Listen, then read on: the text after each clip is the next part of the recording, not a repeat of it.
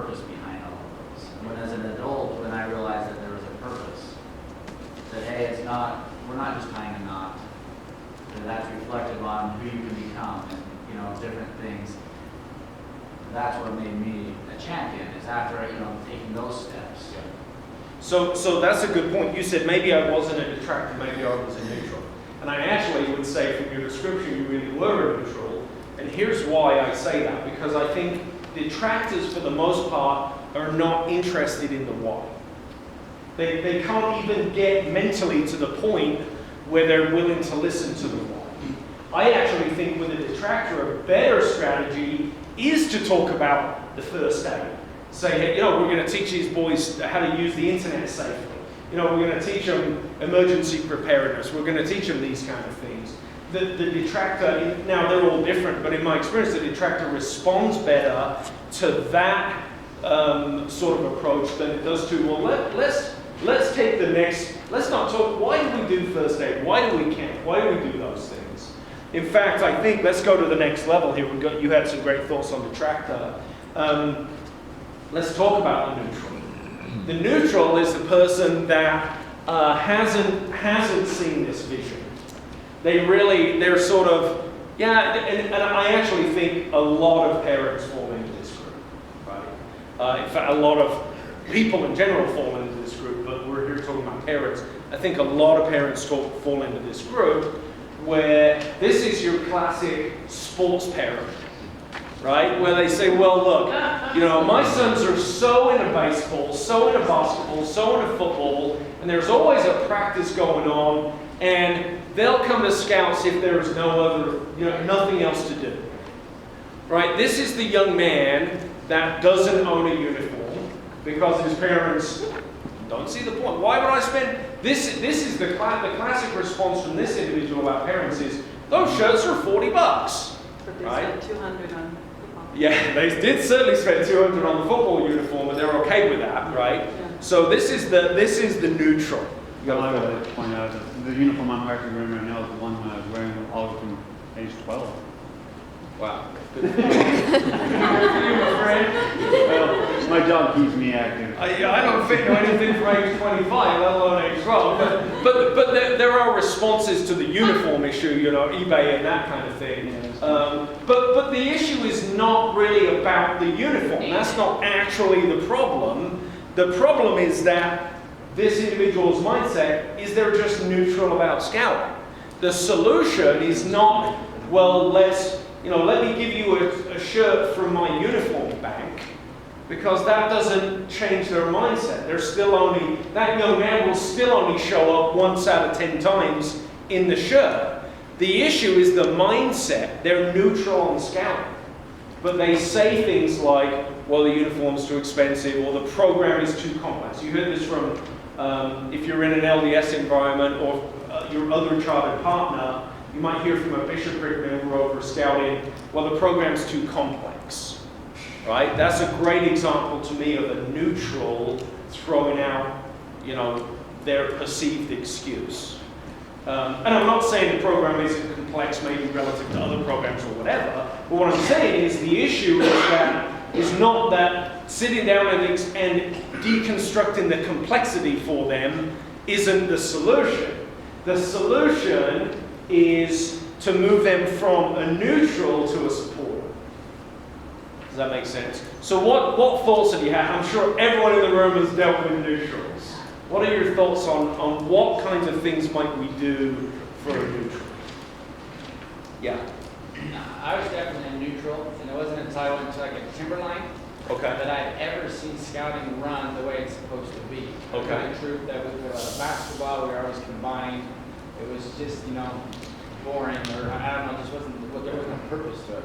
And I think if you give someone a real scouting experience, and especially their child, because I remember I gave up like all-star baseball to serve on staff at Timberline, and that came out, and that was me as a child choosing that. I think that probably helped convert my parents a little bit. I think it all came down to just having one awesome experience, one camp out that changed me. Let's talk about this for a second. I think there are two parts to what you're saying. The first part is give the neutral a positive scouting experience. The second one is give the son of the neutral a positive scouting experience, right? I think there's two pieces to that. What are some of the things that specifically we might, how might we give a neutral a positive scouting experience as an adult? What might we do?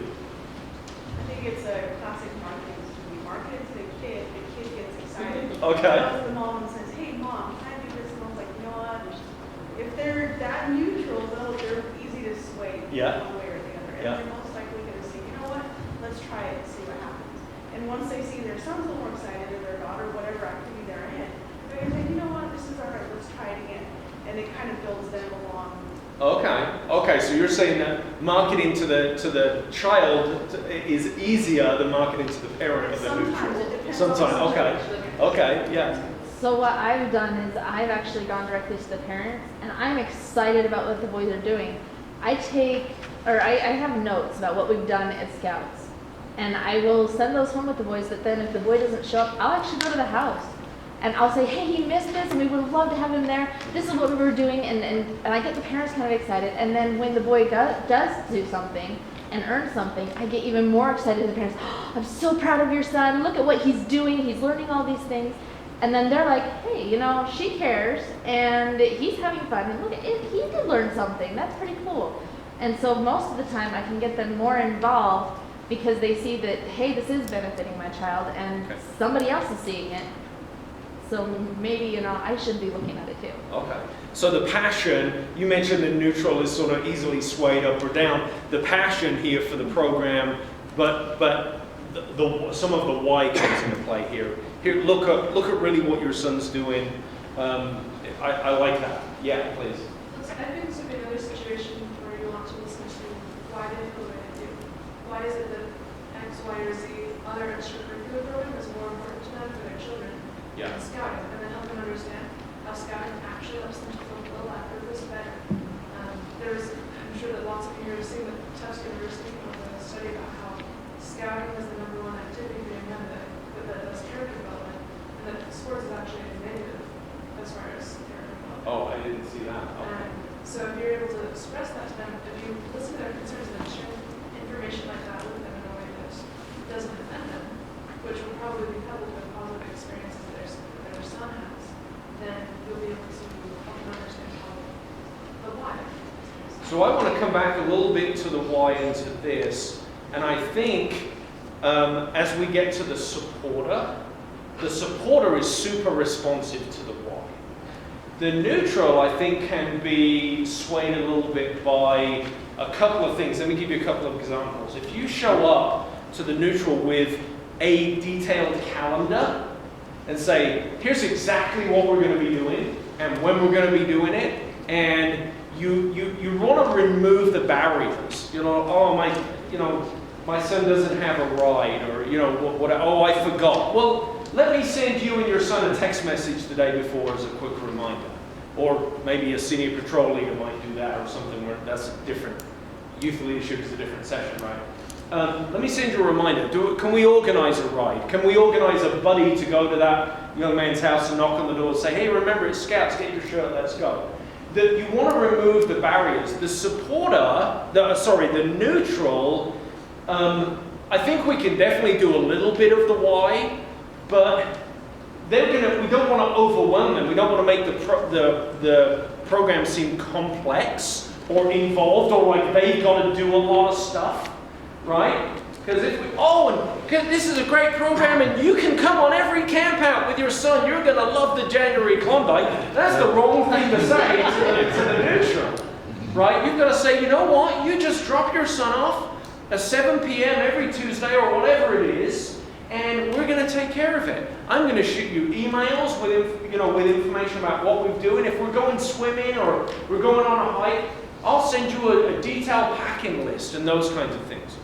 This is the situation where you've sort of got to be willing to go overboard with the assistance. So for example, with the son of a neutral, telling them the week before a camp out, hey, go to your Scout handbook and have a look at the packing list and pack your stuff is not going to be effective. you've got to send home a detailed packing list or do a pack check or send a buddy or whatever it is. You've got to take that extra step. And what you don't want to do is really put the burden of the work on the parent. Now I get that the parent is the one that should be most interested in having their son involved in the program. I get that. But you're dealing with a neutral that just doesn't care. They think scouting, being at a scout troop meeting or a pack meeting or whatever it might be, a varsity team or whatever, on a Tuesday at 7 o'clock is the same as doing homework at 7 o'clock. Homework's a good thing. My son needs to do their homework. Or being at a sports practice. Hey, my basketball coach always talks to those kids about team spirit. So you're wrong about character building because this coach really cares, right? So the neutral doesn't, the why, yeah, we can get a little bit of that. But again, I think some of the stuff around, you know, hey, we're going to teach them first aid. You don't have to do anything. Just get them here at 7 o'clock. You know, that sort of approach might work. Yeah, right here. Can I say one thing on the detailed calendar too? Yeah. Is, with the neutral is you need to abide by your calendar. Well, yeah, certainly.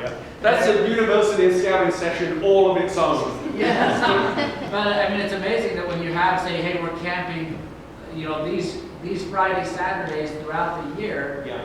and if you want them to schedule around a sport event, Yeah. well, you can't go. You've got to make sure Okay. that those are set. There are many reasons why you want to publish a calendar and stick to it, Yes. right?